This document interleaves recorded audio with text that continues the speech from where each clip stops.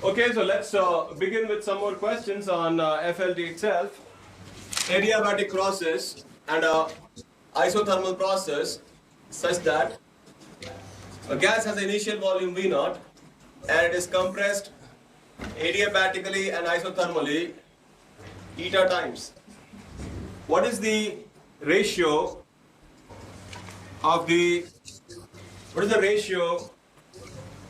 work done by adiabatic to that of the isothermal? We find gamma is given. What is the ratio of the adiabatic work done to the isothermal work done? That's what you have to find out. The gas is compressed eta times. So can you tell me what will be the adiabatic work done and what is the isothermal work done in this case? The isothermal will be easier for you to say. We have the values already. So n moles of the gas. What's the formula for isothermal work done? nRT. So it will be nRT naught log. It will be 1 by eta. Final volume by initial volume will be 1 by eta in case of isothermal work done. And for the adiabatic work done, what is the adiabatic work done? It will be nR. If you take this temperature as T0, what will be this temperature, the final temperature? Yeah, you can calculate. It will be nR T0 minus T. Is that okay? So your nR gets eliminated. You have to find T in terms of T0. How do I do that? Adiabatic relation you can use. So you can use T0 V0 power gamma minus 1 is equal to T V0 by eta power gamma minus 1. So that makes it T equals T0 eta power gamma minus 1. So we substitute that. Sir, in work done by adiabatic, it would be nR T2. Yeah, it will be by gamma minus 1, right? So we'll put additional gamma minus 1 there, we forgot that. nR T1 minus T2. So what is the final answer? Yeah, can we say that? Yeah, the negative sign, here you will get a negative sign, then also negative sign, negative cancel. Simplify that and you will be able to get this result. Is that okay? Yeah, shall we move on to the next question? The next one, we want to find out the work done in this cycle.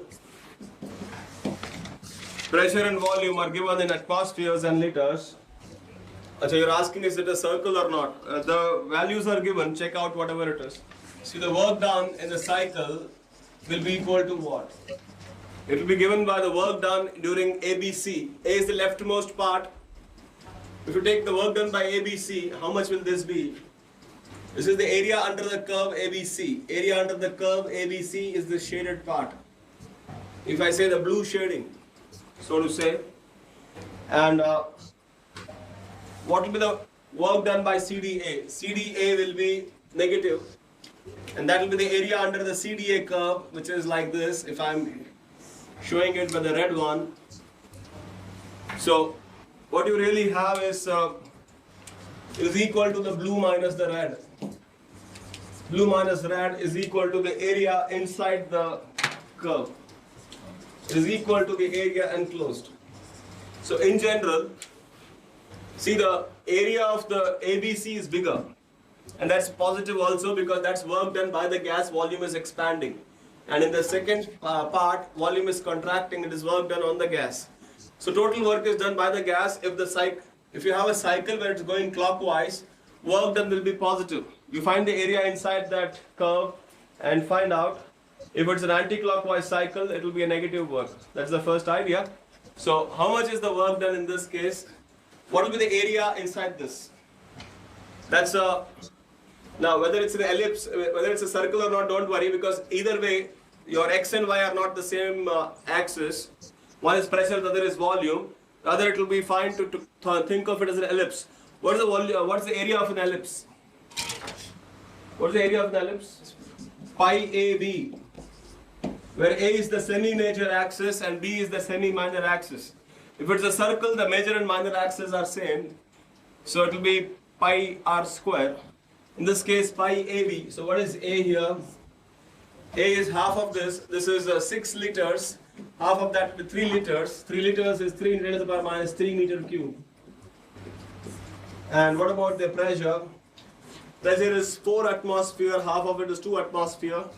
2 atmosphere is 2 into 1.013 10⁵ Newton per meter square.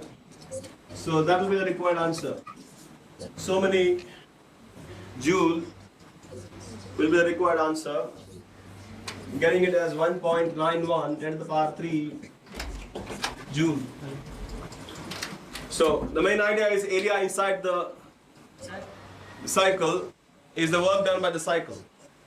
Yeah. Yeah, is that fine? So let's move on. The next question. So we have a work done versus Q graph.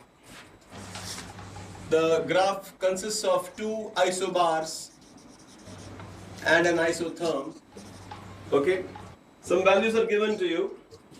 Tan θ1 is given to be 2/7. Tan θ2 and tan θ3 is supposedly 1, and tan θ2 is 2/5. So these three represent a set of 2 isobars and an isotherm. So you have to match 1, 2, 3 x-axis and y-axis to the appropriate process. Which process it is? And if you can say the gas also, that's fine. Like you could say this is a process for monoatomic, diatomic or whatever gas. On the y-axis you have work done and x-axis you have Q. So what can you see here? What does the x-axis represent? X-axis represents what? Here what is 0? Yeah, W is 0, so it's isochoric process. Alright? And what about the y-axis? Adiabatic process. That's it? Okay. So now, for as it's given that there are 2 isobars and isotherm, so for the isobar, what will you say? What is the W/Q ratio? So W/Q ratio for isobars, what is the, for isobaric process, this is NCP delta T. What about the work done? Work done is P delta V, or yeah, we can say NR delta T. So you get this R/Cp, but this happens to be also tan theta. So here, in one of them, tan theta happens to be, now in one of them W/Q is 1. W/Q is 1. So when will it be 1? W/Q equals 1 means, this is so for, that means implies delta U is 0. That's an isothermal process. So isothermal, which is the isothermal process? So 3 is the isothermal process. So other 2 are isobars. Isobaric with what? Can you say isobar? Isobar for what? For what is the atomicity of the gas? You got this is 2/5. So tan θ2 is 2/5. So Cp/R is 5/2, or we are saying Cp equals 5R/2. So when do you have, this is for what? This will be for a monoatomic gas. Isn't it? Cp is 5R/2 for monoatomic gas. So when you get tan θ2 is 5/2, this is for mono. And likewise, when you get Cp/R as that will be 7/2, or Cp equals 7R/2, that's for a diatomic gas. So this is for a diatomic gas. Yeah, is that okay? We have found out the match for every column. Alright, so let's move on. Yeah, is this question fine? I move to the next one. Shall I rub this off? The next question, we have got a V versus T graph, and this is how the graph looks like. You have a is ABCD, And the data given is this, that you have 2 moles of monoatomic gas, and further Vb by Va is given as 2, and Vd by Va is given as 4, and Ta is 27 degrees centigrade. Tb is, what is Tb? And you also have to find out what is the Q in each and every process here. QAB, QBC, QCA, etc. And QDA, of course. And also find what is the work done by the cycle. You can give your answer in R. For R, don't have to substitute, just say so many R is the answer. What is the TB you have got? 600 Kelvin. That's right, 600 Kelvin. Because AB is the isobaric process, as you could see. As AC is isobaric, we have VB by VA equals TB by TA. So that's given as 2, so you got your TB. So TB is 600 Kelvin. That's right. So this is 300 Kelvin and this is 600 Kelvin. So since temperature is same, so we know these temperatures also. 300 Kelvin, 600 Kelvin. Okay, so now can we find QAB and QBC, etc.? QAB, what's the formula we have? QAB is a isobaric process. So it's an isobaric process, what do we have? This is the NR delta T. So that makes it N is 2R into delta T is what? TB minus 2. I'm sorry, yeah. This is your work done. Delta you will have to add up. Or we can say NCV delta T. This is NCV delta T. So we have 2 into, what is CV for monoatomic gas? 3R by 2, and this is 300 Kelvin. So what's your answer now? So that makes it. This is I'm sorry, yeah, again this is isobaric process, so CP, so we got 5R by 2. So how much we get? 1500. So 1500R, that's your first answer. 1500R, okay. Then you have QBC. QBC is how much? QBC is iso. What is QBC? QBC is isothermal, yes. So isothermal means it will be nRT log BC by BB. So how do you write it? N is 2R. What is temperature? 600. And what is log of VC by VB? What is VC by VB? VD and VC are one and the same. So you can write VC as well. So this by this, VC by VB will be 4 by 2 is 2. Is that okay? You get 1200 R log 2 as QBC. Then further, what is QCD? QCD will be again the isochoric process. So isochoric process means NCV delta T will be 2 into 3R by 2. Delta T is minus 300. So you get minus 900 R for QCD. And finally QDA. What is QDA? QDA will be a again isothermal process. So NR T log of VA by VD. And what's that? 2 into R into 300 log of what is VA by VD? 1 by 2. That's 1 by 4, okay? So 1 by 4, that makes it how much? So minus, this is 2 square, right? 2 power minus 2, so you can, minus 2 it comes out, so you become minus 1200 R log 2. Yeah, can I say that? So we have found AB, BC, CA. So finally, W cycle. What will be W cycle? In terms of Q, what is W cycle? Sigma Q cycle is W cycle, isn't it? So all we have to do is simply add up everything. 1200 R log 2 and this cancels off. So you have 1500 R minus 900 R. So effectively it is 600 R. That's your answer for W. So all questions have been answered here. Yeah, is that okay? Alright, so let's move on.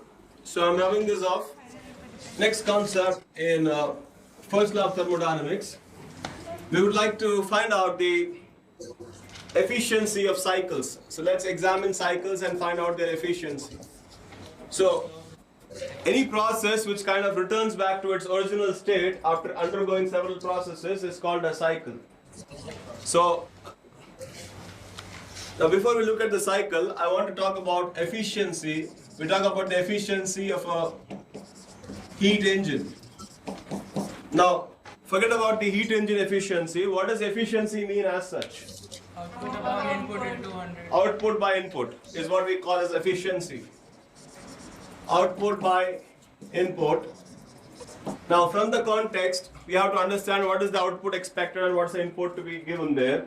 So what is the output you expect from a heat engine? Work done.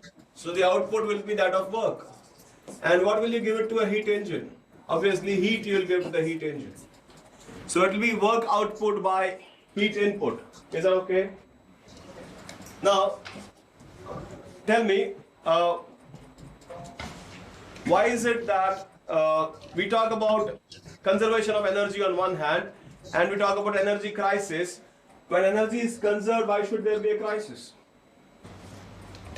Getting energy in the usable form. Usable form means, is it like energy cannot be converted to some form to some other form? Is it not that energy can be converted to any form to any other form? You tell me which form it cannot be converted. Any form you can use it as long as you want to use it. So why do we say not usable form? Yes, sir, because when converting it, it dissipates into the atmosphere. While converting it, we can never efficiently convert energy into pure work. I want to understand efficiency, so don't use efficiency to make efficiency understood. I want to understand this term efficiency only. So what do you mean by efficiently efficient? I'm not saying you're incorrect. I'm just wanting some new language on that. See, if you go to a grocery store and you pay the person, you buy grocery worth 70 rupees. So the person gives you 70 rupees worth of goods and you, let us say, give him 100 rupees. So if you give him 100 rupees, then you got 70 rupees worth of goods, the person will pay you 30 rupees.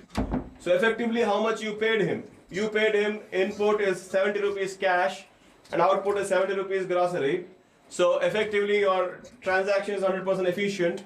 You got 70 rupees worth grocery and you paid 70 rupees worth cash. That's 100% efficiency. But what if you paid 100 rupees, he gave you 70 rupees worth grocery, he showed you 30 rupees, tore the notes and put in the dustbin. Now, you will be shocked, I mean that's not done. But suppose it is done, then what will happen? So your efficiency would now be only 70%. You paid 100 rupees note, whereas you only got 70 rupees worth of grocery. That remaining 30 rupees you could not use it. That's gone to the dustbin. Okay. Now that's what nature does all the time to you. In nature, we have what we call the second law of thermodynamics. We are not getting into it, I'm just summarizing it. See, whenever heat is converted to work, all the heat cannot be converted to work. You got to have, for example, in a car, even a new car requires an exhaust pipe. If you put petrol in it, it will do some work, but it has to give the smoke out. So that smoke, if you block the smoke, the car won't work. The efficiency of the car is determined by that. Of course, we want less smoke to be emitted. A new car should emit less smoke, and an old car emits more smoke, that's the difference. But they have to emit smoke. If you say, let us make it zero smoke, well, your car can't work. Without the exhaust pipe, if you block the exhaust pipe, the car won't work. So that's compulsory. So that's the problem with any progress or development, because pollution is compulsory. You can minimize it, you can't eliminate it. Because whenever you make heat to work, you will be eliminating, you will be throwing out heat. So consider any factory, any progressive, any industry, you'll have a lot of smoke there, environmental problems. You got to have it. That's a consequence of this. We can minimize it if you're aware of that. So here, let me call this the input work, the input heat. Whatever heat has a plus sign in our transaction, we'll put as input heat. The output work, so you put in this much heat and you got out this much heat. The difference of that heat, where did it go? It became work. That's conservation of energy. So, if you take this ratio, what do you get? You get 1 minus sigma q minus by sigma q plus. That's your efficiency. Now when I say q minus, take the magnitude of that. Now, in case you put a double negative, this efficiency will go more than 100. Just to prevent you from doing that, I put a mod sign. Just in case you put a negative sign, so it doesn't matter. So this is your efficiency formula. So now we will learn how to find the efficiency for some cycles. The first cycle I take as an example is the Carnot cycle. Let's see. The Carnot cycle, it's a popular cycle, and this consists of 2 adiabatics and 2 isothermals. That's how we draw it. We can consider this process as 1, 2, 3, 4, going like that. We want to find the efficiency of this cycle. Can I rub off the right side? I'll keep the formula with me. The derivation I'll rub off. So what do? How do we go about this? Well, this itself is the first step for finding out the efficiency. Draw the indicator diagram. Draw the PV diagram.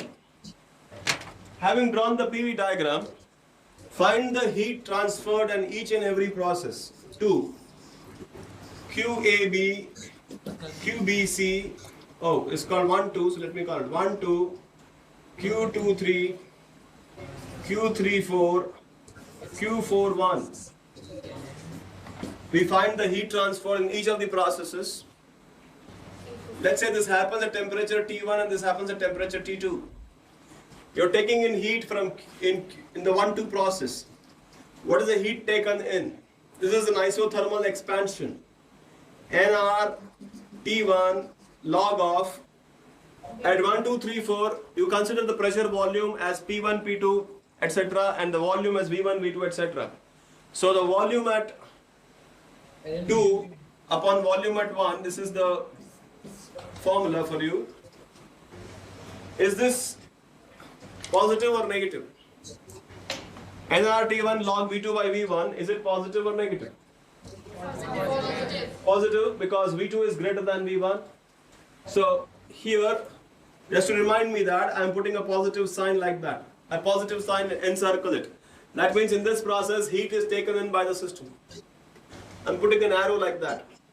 What about the next process, Q23? It's adiabatic, hence it will be 0. Which other process is also 0? 4-1 is 0, so let's drop that. Let's see Q34. Q34 is again an isothermal process. I write it as nRT2 log of final volume is V4, initial volume is V3. Now what can you say about this one? Negative. This is negative. Rather, we can rewrite this process as minus nRT2 into log of V3 by V4. Okay? Now, the step 3, substitute the values in the formula for efficiency. So, we will write 1 minus. In the numerator, I write minus nRT2 log of V3 by V4. In the denominator, I write nRT1 log of V2 by V1 and put a mod sign. This is the efficiency as we have found out. We found the efficiency. Then this can be simplified as 1 minus T2 by T1 log of V3 by V4 upon log of V2 by V1. Well, that's it. But is this the answer? No, we are not aware of, the only thing given here is these temperatures T1 and T2. The cycle takes heat at temperature T1 that is called the source temperature, and it rejects heat at T2, that's called the sink temperature. Wherever you take it in, that source, wherever you throw it out, that's called the sink.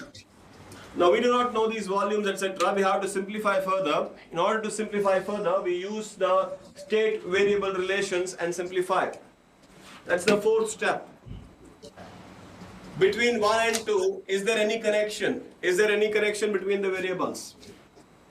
1, 2 is an isothermal expansion, so can we not say P1 V1 equals P2 V2? Is that okay? Likewise, what can you say between 2 and 3? Yeah, it's an adiabatic process, so can we not say P2 V2 power gamma equals P3 V3 power gamma? Okay? And likewise, we can say P3 V3 equals P4 V4, and also P4 V4 power gamma equals P1 V1 power gamma. I've said this for isothermal and adiabatic alternatively. These are the relations, and how does this help?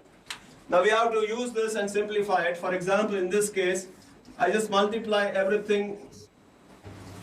Just multiply this into this into this into this. When you do that, the pressures will cancel on both the sides. P1, P2, P3, P4. The same thing is on the other side. What do you get? You get V1, V3 into V2, V4 power gamma equals V2, V4 into V1, V3 power gamma. I'm creating some space here. So can I, or let me not do that. Here itself I'll check it out. So what is the simplification of this?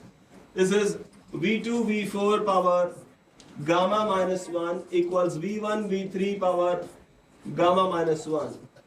So the gamma minus 1 will cancel, and what you end up getting is V2 by V1 equals V3 by V4, which means in the efficiency I can simply cut off these terms. So that's your efficiency. Efficiency for a Carnot cycle is, final answer I'm putting here, eta Carnot is 1 minus T2 by T1. That's all. So these 4 broad steps will be there in any cycle for which you are finding efficiency. Carnot cycle is just an example. You don't have to know why this is called Carnot cycle or whatnot. It's an imaginary cycle, like an ideal gas we talk about. It's an ideal cycle. Why? Because between any two temperatures, this Carnot cycle gives you the greatest efficiency. That's part of your GK. That's not very why it is so. That's all part of second law. We are not getting into that. What we will do now is I'll give you another example for which we will calculate the efficiency using the same style of going through the 4 processes. So is this fine? So let me give you that example. Let's see. So write down. Next one. You have a cycle consisting of 2 adiabatics and 2 isobars. A cycle consisting of 2 adiabatics and 2 isobars. The pressure changes n-fold during the cycle. The pressure changes n-fold during the cycle. Gamma is the adiabatic constant. What is the efficiency? Pressure changes n-fold during cycle. Gamma is the adiabatic constant. It's consisting of 2 isobars and 2 adiabatics. So we have to find the efficiency of the cycle. So how do we do that? As I told you, the first step is to draw the PV diagram. So let's do that.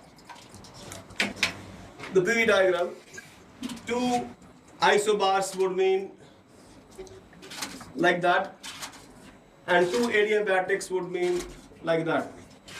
So you can see the maximum and minimum pressure has to vary n-fold. So we take this pressure as P0, then this pressure will be nP0.